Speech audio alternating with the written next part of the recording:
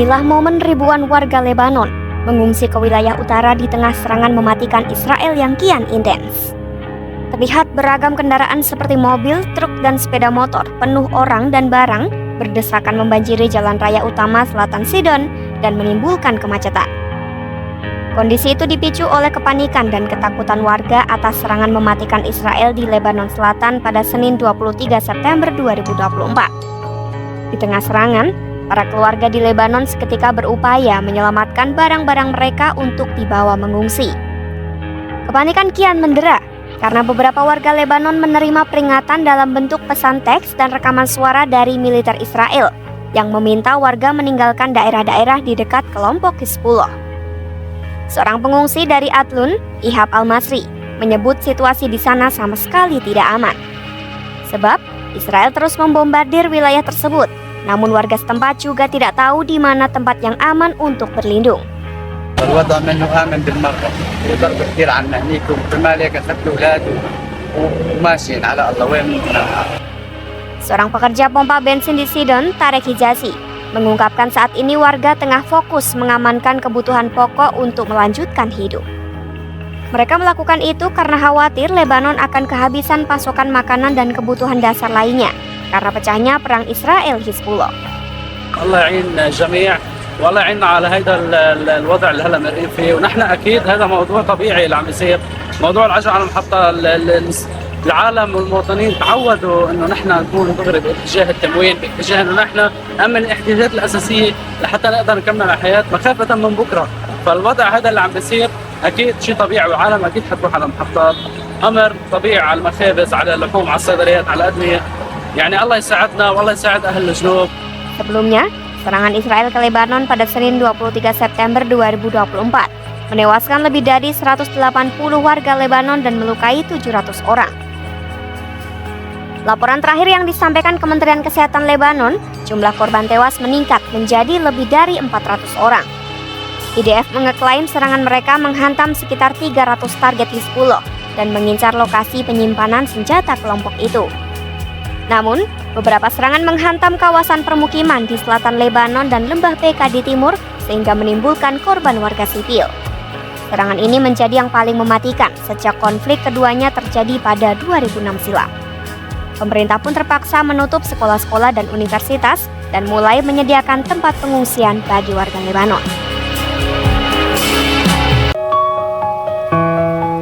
Senin 23 September 2024 menjadi hari paling mematikan bagi Lebanon setidaknya sejak 2006. Sepanjang hari, Israel melakukan ratusan serangan udara di berbagai kota, terutama di dekat perbatasan. Serangan juga diperluas ke wilayah lembah Beka.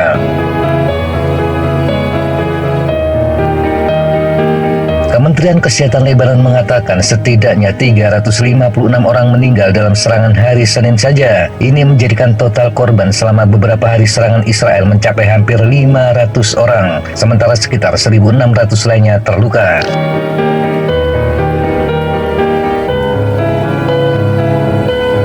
Sejumlah video menunjukkan ledakan-ledakan besar terjadi di Lebanon. Di lembah Beka, sebuah gudang senjata dihantam rudal mengakibatkan ledakan dahsyat. Bahkan beberapa roket tampak meluncur tanpa arah. Di sisi lain, kelompok bersenjata di Lebanon ini juga melancarkan serangan ke sejumlah wilayah Israel, termasuk ke kota Haifa. Beberapa roket lolos dari sergapan sistem pertahanan udara Iron Dome. Ini mengakibatkan kebakaran dan kerusakan terhadap sejumlah bangunan. Belum ada laporan tentang jumlah korban.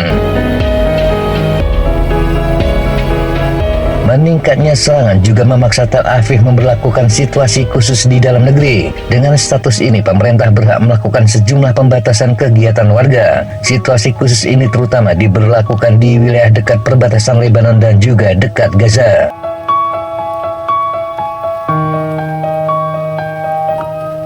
Israel dan Hizbullah telah terjebak dalam kengerian saling balas eskalasi selama hampir setahun. Namun selama seminggu terakhir, Israel telah dengan jelas memutuskan untuk secara besar-besaran meningkatkan serangannya. Tel Aviv mengklaim mereka berusaha menaikkan eskalasi untuk meredakan eskalasi. Tujuannya untuk mengintimidasi musuh agar mereka mencari solusi diplomatik.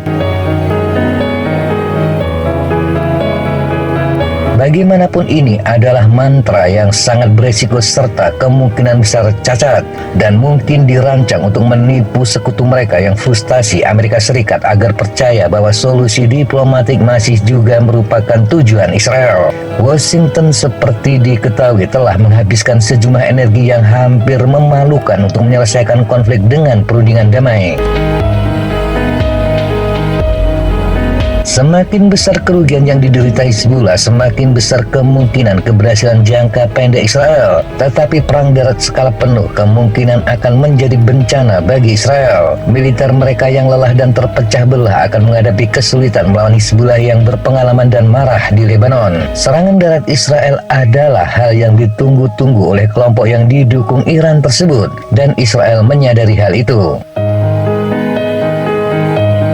Minggu lalu telah menunjukkan jurang pemisah teknologi antara kedua musuh bebuyutan tersebut. Salah satu pihak harus menggunakan teknologi dari 2 dekade lalu untuk menghindari perangkat mata-mata dan pengawasan Israel. Pihak lain mampu menyusup ke rantai pasukan terbatas perangkat itu dan menanamkan bahan peledak yang melumpuhkan ratusan anggota senior Hizbullah secara bersamaan.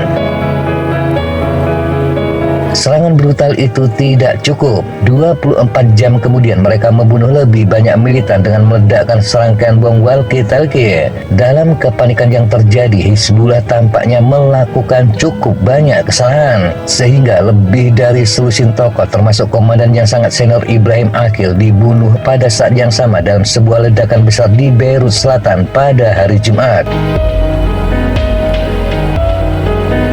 Dan selama itu, posisi kelompok tersebut di Lebanon Selatan terus diserang. Terjadi kerusakan signifikan pada komando, kendali, moral, dan peralatan. Semuanya tanpa satupun pasukan Israel di darat.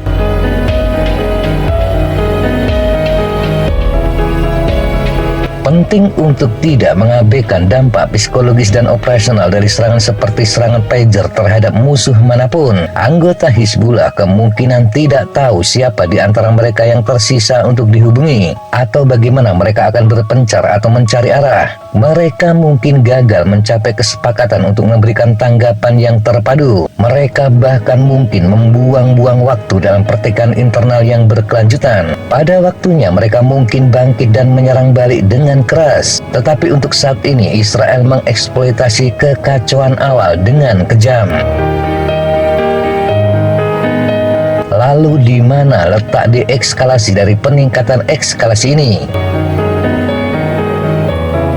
Harapan Israel mungkin adalah Hizbullah merasa sangat dirugikan dan sangat takut akan kerugian lebih lanjut bagi warga sipil Lebanon. Ini menjadikan mereka setuju untuk mundur ke utara Sungai Litani serta tunduk pada tuntutan musuhnya sedemikian rupa. Langkah itu menjadikan warga sipil Israel diizinkan bisa kembali ke rumah di utara negara mereka.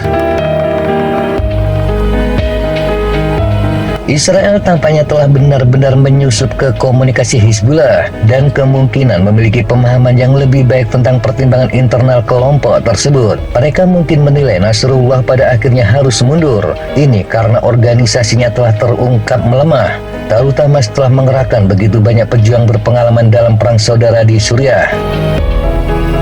Sebaliknya, Tel Aviv mungkin telah memperhitungkan bahwa Nasrullah benar-benar terpojok dan harus menyerang dengan rentetan roket berkelanjutan terhadap kota-kota Israel. Itu akan membuat Perdana Menteri Israel Benyamin Netanyahu hanya memiliki pembenaran biner yang tidak meyakinkan bahwa musuhnya yang memulai serangan. Berdasarkan bukti kerentanan Hizbullah yang luar biasa dalam beberapa hari terakhir, Israel mungkin merasa yakin dapat terus memukul mereka dengan keras dan meyakini musuhnya tidak benar-benar dapat membalas dengan berarti. Tentu saja Hizbullah dapat menembakkan roket yang lebih baik, tetapi faktanya lebih banyak yang dicegat dan mereka tidak memiliki persediaan yang tidak terbatas. Apakah Nasrullah berpikir ini adalah momen untuk menembakkan satu rentetan besarnya, atau apakah sekutunya di Iran lebih suka dia menunggu waktu lain? Jika Hizbullah menarik diri secara sukarela atau menolak hingga kekerasan terus berlanjut, Israel masih dapat menyerang target demi target. Bagaimanapun Israel memiliki angkatan udara yang jauh lebih unggul. Israel telah menunjukkan di Gaza bahwa mereka juga tidak peduli dengan korban sipil. Dampak dari peningkatan kekerasan yang terjadi pada warga Lebanon bisa akan menjadi pedang bermata dua. Hal ini akan melemahkan kebencian yang sudah meningkat terhadap tetangga selatan mereka, tetapi juga akan memicu permusuhan terhadap kerusakan dan kekacauan yang ditimbulkan oleh serangan Hizbullah di Lebanon.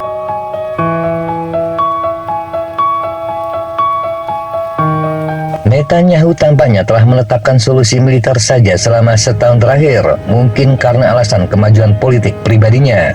Dia tampaknya berpikir dapat membom Hizbullah hingga tidak relevan lagi. Israel mungkin saja dapat menimbulkan begitu banyak kerusakan sehingga menimbulkan perubahan kualitatif mengenai apa yang dapat dilakukan lawannya. Namun perang tidak pernah berhenti di situ saja. Hizbullah akan membangun kembali kekuatannya karena tujuannya didasarkan pada tempat dan orang-orang tertentu, yakni Lebanon dan kelompok Syiah. Pelajaran yang dipelajari NATO secara perlahan di Afghanistan harus diperhatikan dengan bijak di sini, bahwa membunuh komandan tingkat menengah yang tidak terhitung jumlahnya akan membuat Anda memiliki anak-anak mereka yang marah dan radikal untuk diajak bicara ketika Anda ingin bernegosiasi. Israel memamerkan kehebatannya dalam peperangan dan mampu memberikan kerugian yang besar karena menutup mata terhadap korban sipil. Namun, jalan apa yang akan mereka lalui masih belum jelas. Pelajaran dari konflik di wilayah ini adalah bahwa kekerasan memiliki kebiasaan bergema, seringkali dengan cara yang tidak terduga, dan lebih biadab kekerasan itu kembali kepada para pelakunya dalam beberapa dekade mendatang. Israel bahkan harus ingat janin Hizbullah tercipta ketika mereka mengambil alih hampir setengah wilayah Lebanon saat menginvasi negara itu pada tahun 1982.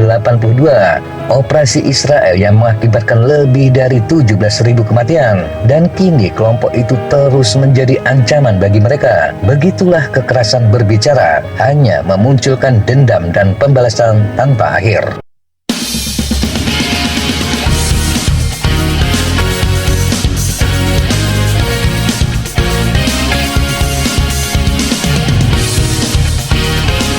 Demikian sahabat Jatap informasi yang bisa kita sampaikan untuk kesempatan kali ini. Sampai jumpa di kesempatan yang berbeda. Tetap semangat dan jaga kesehatan. Salam Fly Like an Eagle, Fight Like a Falcon.